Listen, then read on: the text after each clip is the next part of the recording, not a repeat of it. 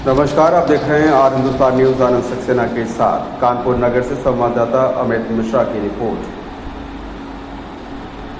17 सितंबर 2025 को दलित पिछड़ा उपेक्षित अल्पसंख्यक शिक्षक महासभा उत्तर प्रदेश के तत्वावधान में पेरियार रामास्वामी नायकर व पूरे विश्व में बौद्ध धर्म को पुनः स्थापित करने वाले बोधिसत्व धम्मपाल अनागरिक का जन्मोत्सव मनाया गया। ये जन्मोत्सव का कार्यक्रम बुद्ध विहार बबुरिया जूही कानपुर नगर में कराया गया। कार्यक्रम की अध्यक्षता एवं संचालन प्रदेश अध्यक्ष राजेश गौतम द्वारा किया गया।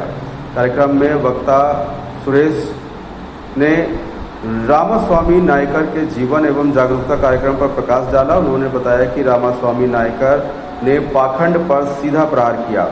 वक्ता डॉक्टर महादेव ने बोधिसत्व धम्मपाल के जीवन पर प्रकाश डाला। उन्होंने कहा कि बोधिसत्व धम्मपाल वही है जिन्होंने शिकागो की धर्म संसद में अपने हिस्से का समय स्वामी विवेकानंद को देकर बोलने का मौका दिया, परंतु इतिहास ने स्वामी विवेकानंद को याद रखा व उन्हें बोलने का मौका देने वाले धम्मपाल अनागरिक को भुला दिया।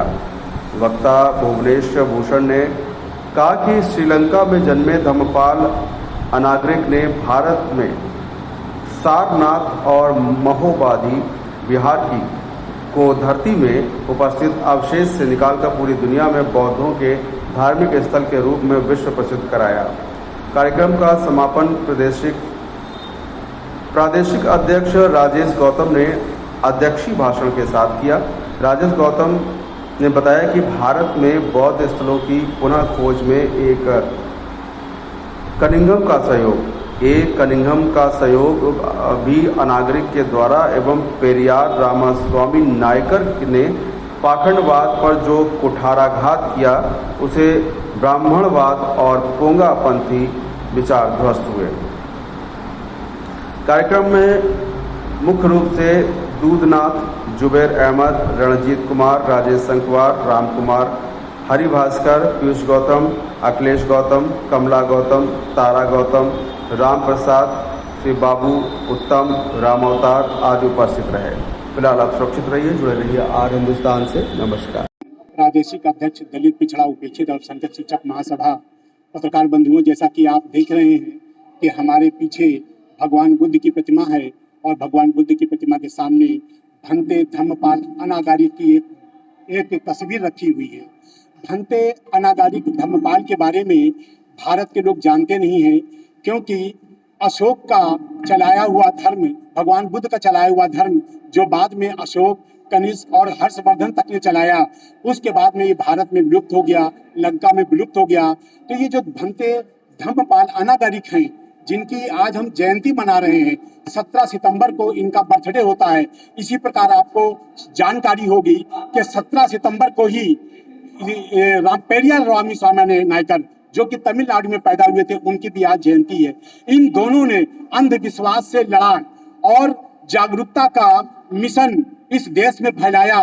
भंते अनागारिक तो लंका के रहने वाले थे। वो लंका में ईसाई मिशनरियों के द्वारा जो धम्म को क्षति पहुंची थी, उसकी पूर्ति उन्होंने वहां की और उसके बाद में वो भारत में आए और भारत में धम्मेक स्तूप, बोधि गया का भगवान बुद्ध का ज्ञान स्थल और तक्षशिला, नालंदा आदि आदि चीजों का, स्मारकों की खोज में उनका प्रयास रहा और ब्रिटिश गवर्नमेंट से मदद लेके उन्होंने इन सारी चीजों का, बौद्ध धम्म अवशेषों का खुलासा किया, उसको रिवील किया और इसके बाद में बताया कि बौद्ध धर्म क्या है। तब यहाँ के लोगों ने बौद्ध धर्म को जाना। उसी के तहत, उसी श्रृंखला में बाद में 1956 में 14 अक्टूबर 1956 को बोधिसत्व बाबा साहब ने बौद्ध धर्म ग्रहण किया। अगर भंते अनागारिक ना होते तो शायद बोधिसत्व बाबा साहब भी नहीं जान पाते कि धम्म क्या होता है, और वो धम्म बाद में इस देश के जन जन तक प्रचारित और प्रसारित हो रहा है।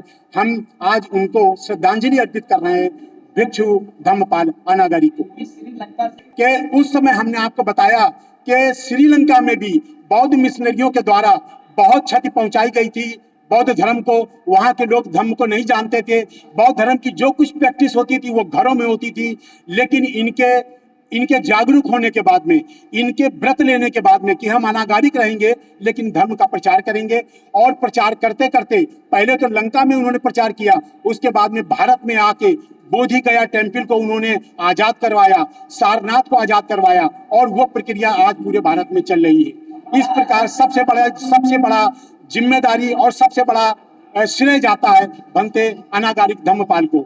हम लोग अपना यहाँ के लोग जो प्रचार कर रहे हैं, अपनी सामर्थ्य भर प्रयास कर रहे हैं और प्रचार कर रहे हैं, लेकिन निश्चित रूप से हमारे बौद्ध भिक्षुओं को जो इस समय यूपी में हैं, उनको घरों से निकलना चाहिए और प्रचार प्रसार में लगना चाहिए। एक आदमी जो कि भिक्षु नहीं थे, 1933 में मरने से पहले 1931 में उन्होंने चीवर धारण किया, बौद्ध भिक्षु बने, लेकिन अनागारिक रहे, बौद्ध भिक्षु न रहते हुए भी उन्होंने धर्म का प्रचार किया। हम ये चाहेंगे कि भिक्षुगण भी इस काम में लगे, क्योंकि बिना किसी धर्म प्रदर्शक के कोई काम पूर्ण नहीं हो सकता है।